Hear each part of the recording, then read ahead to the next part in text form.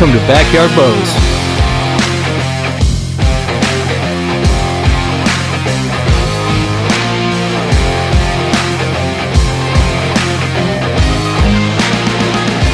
Hey, welcome to Backyard Bows. I'm Brandon, and today we got our first APA bow up here, and man, this thing is jam-packed with features. So we're gonna kind of take our time. We'll go through everything, and hopefully I don't miss anything, because man, this thing is really, really cool. APA Archery's out of Saskatchewan, smaller company, and because they're a smaller company, they have done a couple different things that cater, they've realized that not a ton of bow shops carry their bows for you to test. So first they came up with a test drive option, and that's kind of what I did. So I bought directly from APA. There's no dealers around me or even close to me, so APA offers the consumer to buy directly from them, and they have a test drive option, which is you get the bow, you got 5 days to decide whether you like it, test it, shoot it, or you can send it back and get the full amount refunded minus the shipping. I love that. That is so cool, because as you know from last week, we've had trouble getting our hands on some bows, and this I was able to go directly to the source, which is cool. Another thing, because they realize that not a ton of stores are carrying these yet, and I think that will change, because man, this thing is really, really cool. They have a rod that we will go over, and a system that allows you to completely set up your bow, whether you're an experienced hunter or you're beginning. You can set up your bow yourself fully at your house, toolless, okay? Toolless, that's the kind of key word here. But that's a really, really cool feature too. And that, again, that's the company realizing and trying to cater to us as consumers and get things to us and allow their product to get out there, which I love that. So I always mention this, but I got to talk to the owner of the company, and we actually had probably a 30-45 minute phone conversation. He was extremely passionate. He does all the designs, the patents. He has created these bows from the ground up. I think AP at the beginning created some rest. That's where they started out, and now they have 6 or 7 different lines of bows.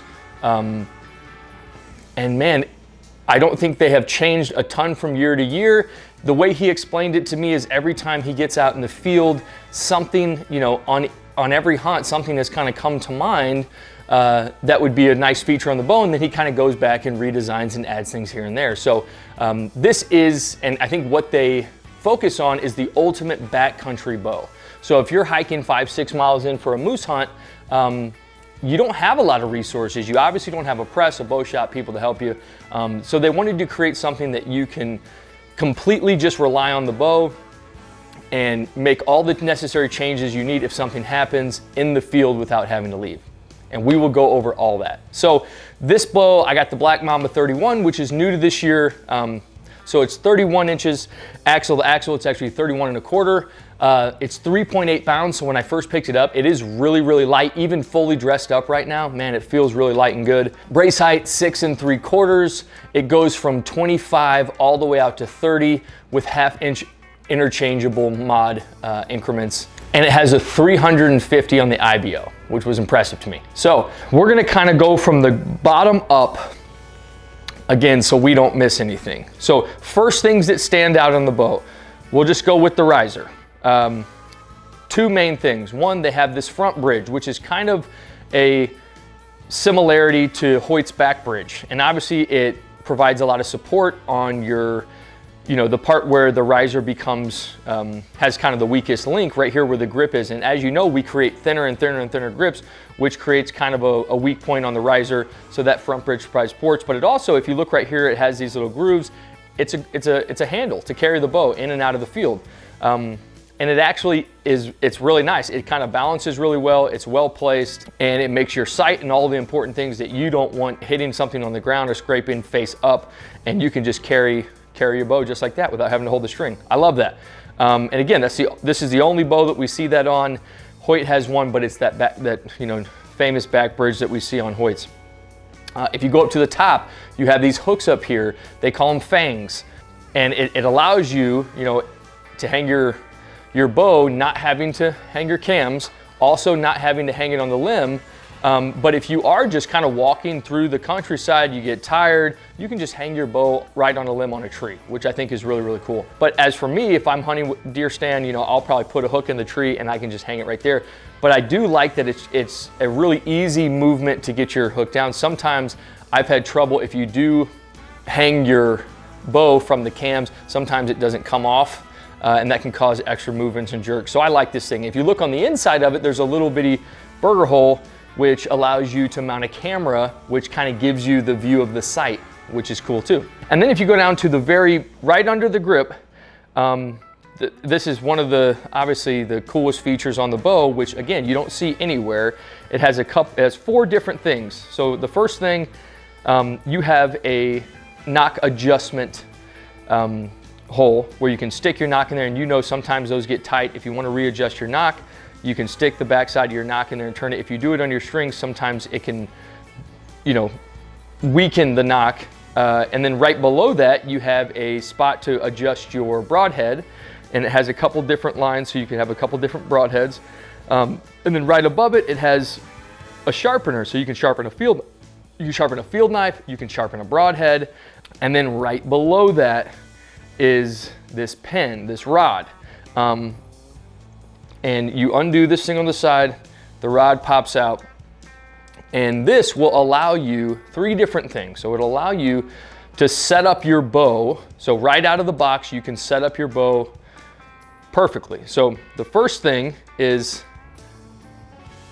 if you slide it all the way in, and it tells you which side it goes into the rest, if you slide it all the way in, it'll help you perfectly line up and align your rest left and right. If you look on the riser itself, it has some laser etched lines that go across, all the way across the riser and into this front grip, and that will allow you to line up your arrow up and down. So there you have your rest, your arrow all aligned.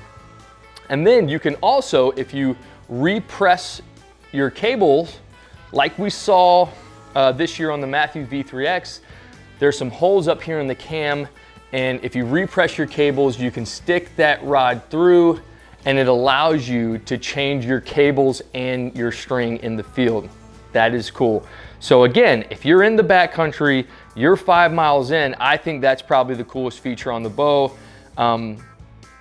And what the owner says is he will already have a pair of cable strings with a D-loop and a peep sight in, throw them in his case, and he has everything with him. So if something does happen, he doesn't have to worry. He can pop these off and pop some new ones in. Man, I love that. Okay, so to my favorite 2 pieces of the bow. What you have here is a mass transfer module. As you know, and as you've told, if you followed along, I don't use a back bar. I don't like anything hanging off my bow. I also don't hunt with my quiver on, so I don't feel it's, you know, necessary. But sometimes even a big sight can kind of bring a little bit of counterweight. So I've thought about using it. I've used one in the past, but man, now I don't use one. But this allows you to very microly tune, you know, balance out your bow. So it can go up and down and kind of counter that weight from the left to right, but then it also can slide on your string stop and counter the weight from front to back.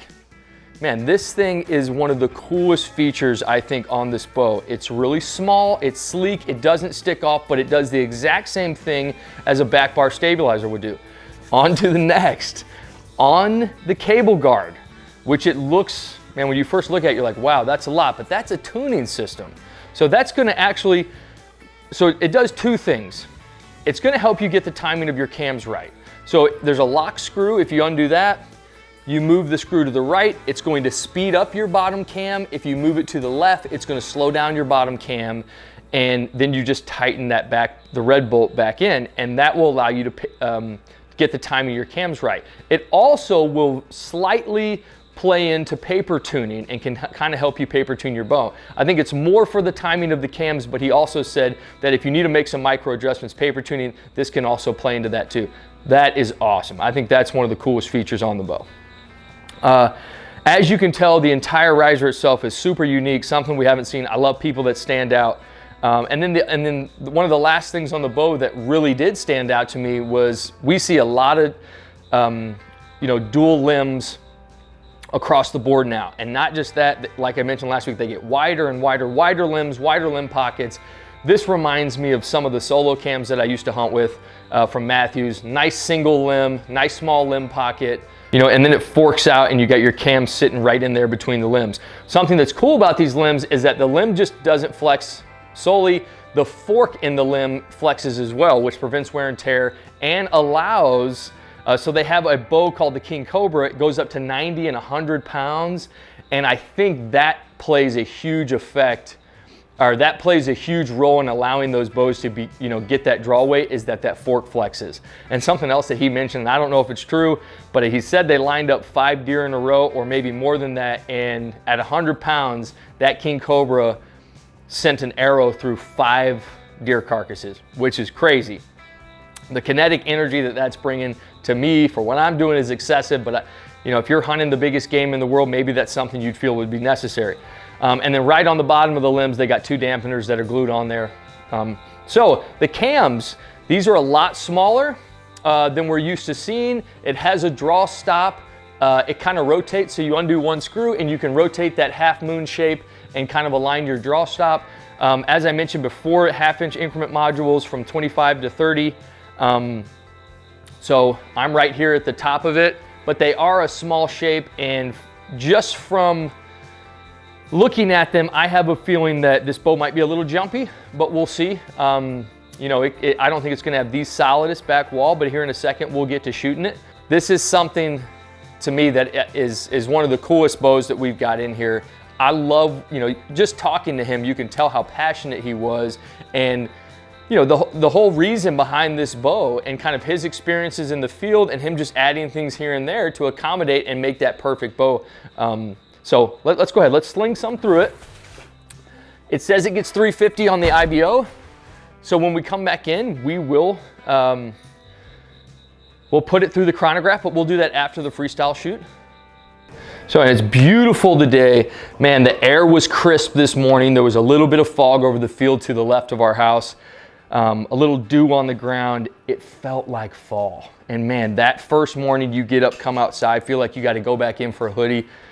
Ain't that the best feeling in the world? That's when hunting season's right around the corner. The season starts in like 6 days. I get kind of giddy around this time of the year. This is heaven to me. So we're gonna get a ton of reps in today. We'll fling a ton of arrows through this thing, and then we'll sit down and give it a grade. But let's go ahead, we'll do our single shot assessment.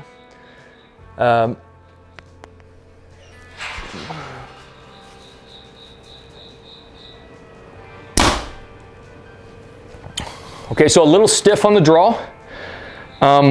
Surprisingly, that's a little bit harder to pull back than I was imagining. And I said this in the very beginning of our reviews, and I'll say it again, but the first shots that you're gonna put through a bow are gonna be the truest to how it feels to you. The more you shoot something, the more comfortable it gets. So these single shot assessments, I think, when you go into a shop and first pick up a bow, really be paying attention, because the more you shoot it, the more comfortable, more familiar it's gonna get. But if you really wanna kind of know how the bow feels for you, those first 3, 4, 5 shots, those are gonna be the truest. So definitely a little stiff on the draw.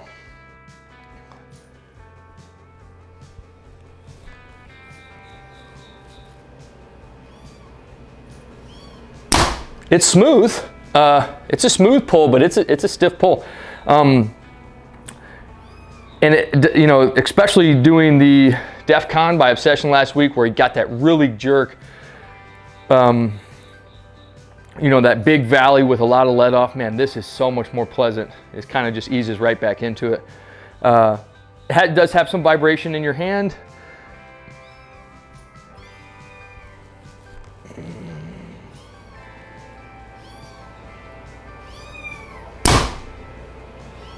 And it balances okay. It's a nice compact bow, really slim platform with these single limbs. But man, that balance is really nice. And this thing, again, I love this. You can move it out, in, up, down, and kind of really get that perfect balance for you. We all got a little bit different feeling to our bow. We use different accessories, and that's just one more thing that can accommodate you as a hunter. So I love that. Let's shoot one more, and then we're gonna step outside and get after it.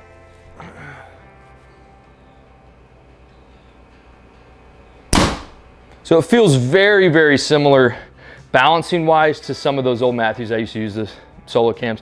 You know, you just constantly have to balance out your level. And then once it sits there, I think it'll stay, but you kind of got to get there. But man, overall, let's go shoot some. All right, so as we mentioned, inside it has this little grip on top. So if you're carrying it, you're just kind of walking. I love that. It's just kind of a cool little feature, especially if you're doing a lot of hiking. Another thing that, you know, I keep saying this bow is the ultimate backcountry bow. That doesn't mean it can only be used for backcountry hunts. Just like the Safari we saw from Matthews, obviously it was designed and made for big game safari hunts, but I mean, we saw guys across the board that loved that bow, that used it for everything from whitetail to moose to elk to bigger game. So, you know, just because something's designed and made for something, that doesn't mean that's what it can only be used for. So, I think this is a absolutely fantastic, you know, whitetail bow as well. So we'll go put a couple on this boar and turkey, and then we'll go over there and we'll move up the ladder all the way up to 50 on an elk.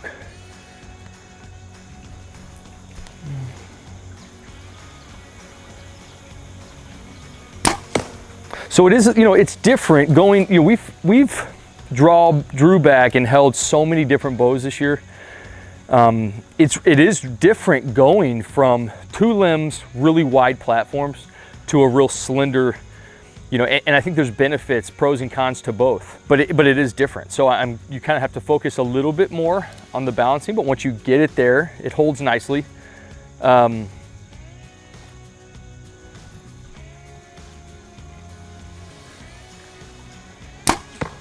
Something else, this bow, more than others, is really loosening up. So sometimes those first shots on any bow can be a little stiff. Sometimes it takes 50 to 100 shots for the bow to loosen up. Sometimes it takes like 5. That last draw was incredibly different than the first 5. So, you know, maybe that's something to kind of consider too, is when you're doing your single shot sections, maybe shoot it 10 times, you know, and see if that bow kind of loosens up a little bit. Let's do one more on that deer.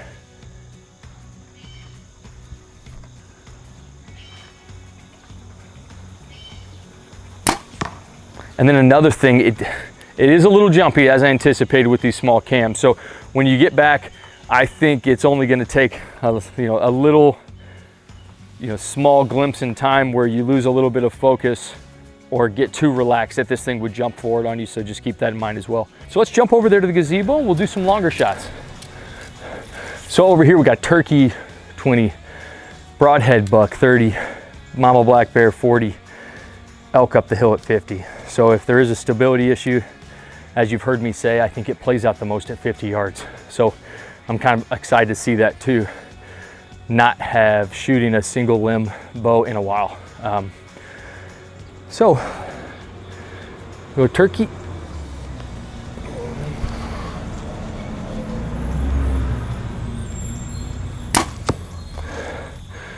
So something else, that draw, I like it more and more.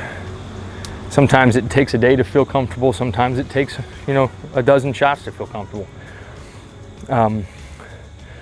But the more I was to shoot this, like I always say, man, this would feel really good. I would really like this. It's just a little bit different than what I've been shooting lately. So let's go broadhead buck at 30.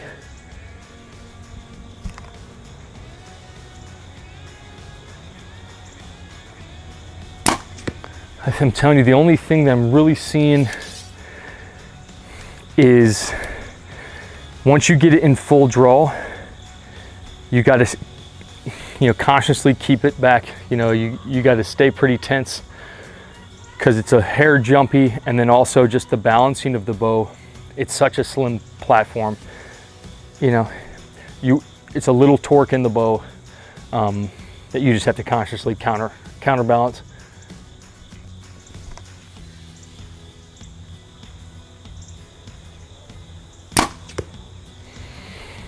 Man, this is flinging some arrows though. So that 350 IBO I think is probably, you know, an accurate IBO.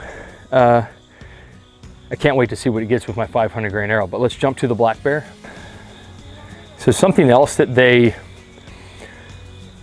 he mentioned on the phone, the owner, Nadal, they have a lifetime warranty, but they also take that, you know, to heart. Like if something goes wrong with your bow, they try to get a turnaround up to 3 days. And I told them how important that was in case you were in your hunting season, that you were getting your bow back in that short amount of times, in case it's, you know, the last couple weeks of hunting season. But I love that they kind of stop other things, focus on people that need help that have previously purchased a bow instead of just trying to continually sell. They take care of us as consumers. That was a big point to me that I wanted to mention. So we'll go black bear at 40.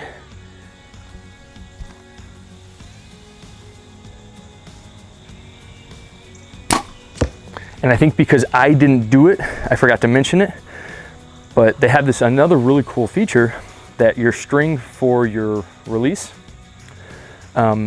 so it's not putting pressure on one of the cables.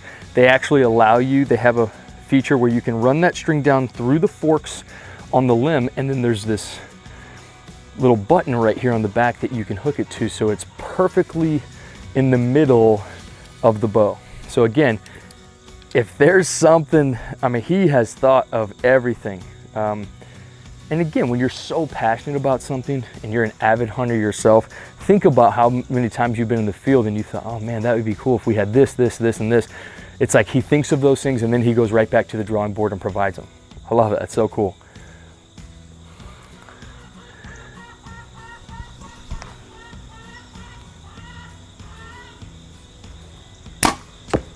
Okay, let's go up to the 50.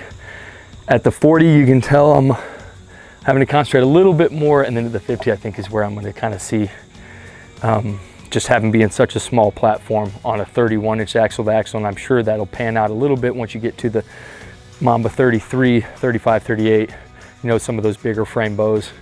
But with this one, I like a nice compact bow for tree, you know, tree stand hunting, climbing in. 40 yards, that felt comfortable. We'll see about the 50.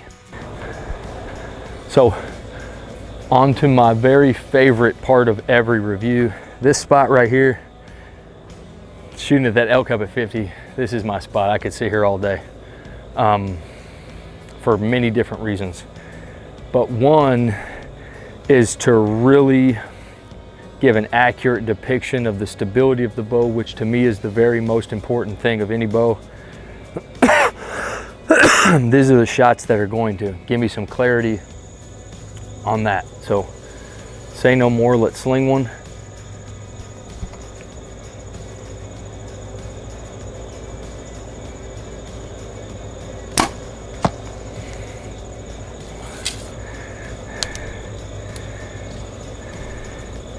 We're going to try to put a nice hearted kill shot on that elk.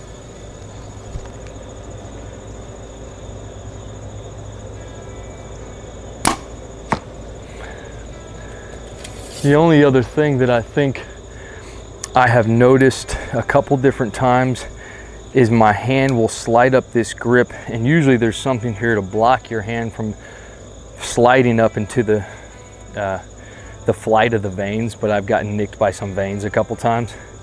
So the design of that grip, I wish they would make it so that it kind of stops your hand from going farther up.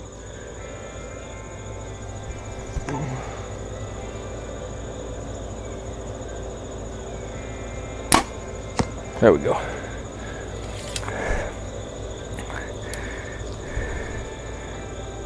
Let's do a couple more. It's so nice out today. These are the days you just got to get out and just enjoy what you're doing. And for us, you know, you know, I'll shoot when I grill. We'll obviously shoot during the reviews and the rest of the day after, and then, you know, we get our daily reps in every day, but enjoy, be present and enjoy what you're doing. Make little improvements as you practice. But practice to me is just as fun as the real thing. I love getting out here. If I have a bow in my hand, I'm smiling. Okay, so we got back-to-back bows. where I had to get a set module, so I got it at 30. So that's going to be the only factor that changes, the only variable that changes that we will factor in if it's teetering 290 or 280. Other than that, we got the same 500 grain arrow, 80% let off instead of 85, and 70 pounds.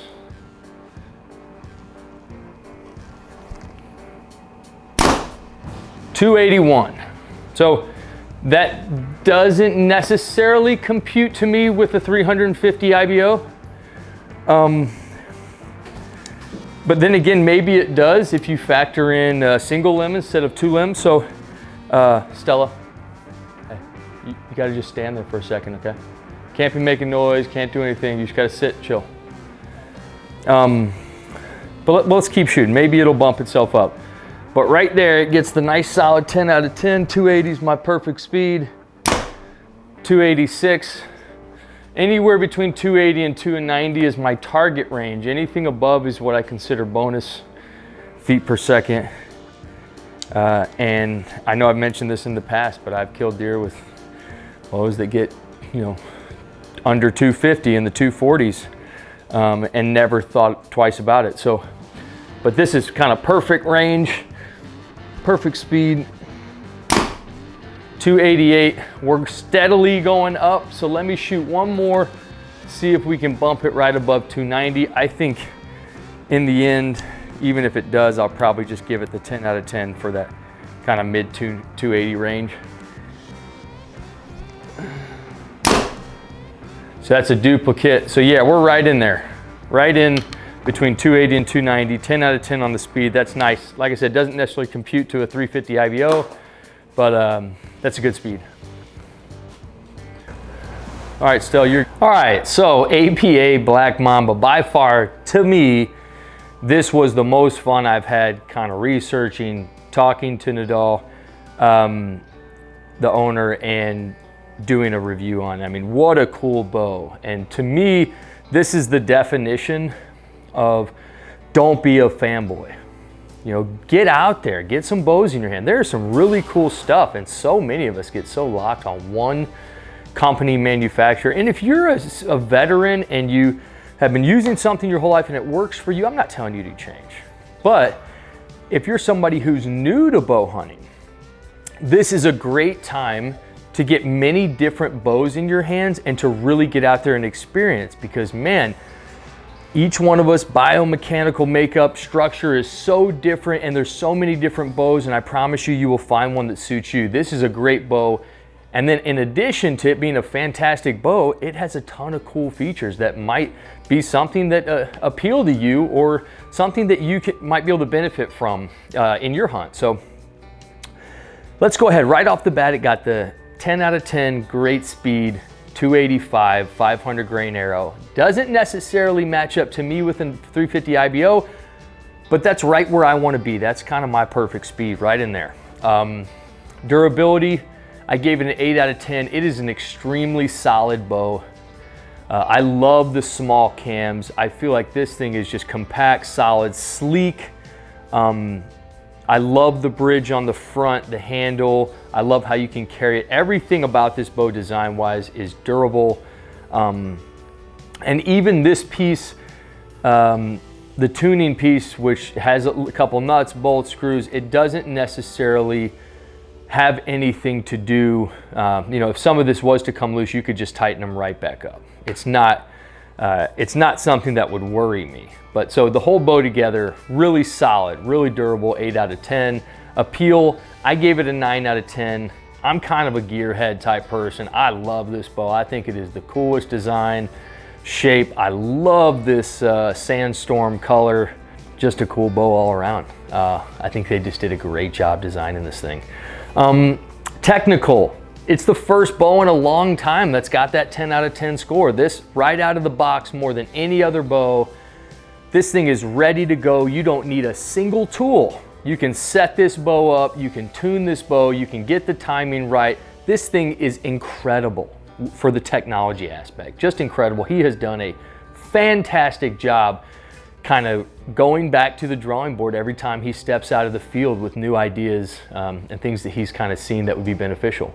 I love that, man. It's so cool. I can't wait to kind of see what they keep adding on to their bows, if they can add anything. Performance. I gave it an 8 out of 10. I was teetering the 8 and 9. I ended up giving it an 8 out of 10 for the stability at full draw. And as you can see on those elk shots, I was a little jumpy and a little all over the place. Now, with that being said, by the end of the day, my group got tighter, and I promise you, if I was to make this bow my bow of choice and I hunted with it on the daily, or at least got my daily reps in with it, that group could be as tight as I can. I have been shooting so many different bows across the board. This was a very different feel to it. So I gave it the 8 out of 10, but keeping in mind that just like anything, like I always say, practice is everything. If I was to practice with this, I could get really tight groups, I feel. But I do think the slenderness of it, the single limb at full draw, it wasn't as stable as I would have liked to seen. But other than that, the bow got smoother and smoother and smoother as I drew it back. The only other thing that I didn't necessarily prefer was that it was a little bit jumpy on the tail end. Nice smooth transition into the back wall, just it wasn't as solid as I would have liked. But overall, 8 out of 10, man. This thing is just, this is a really cool bow, cool company. I love talking with the guy. I can't wait to see more from them. I love companies that take the time and individualize us as consumers and really care about our opinions and our bows and our equipment and helping us out. And I love the warranty and everything that they set in place. So cool company, take a look at them. Test drive something. Test drive it and send it back if you don't want to. That's the best part about it. Get one of these bows in your hand. He said, we're so confident in our test drive policy because we know that 90% of the people that get the bow, they're not sending them back.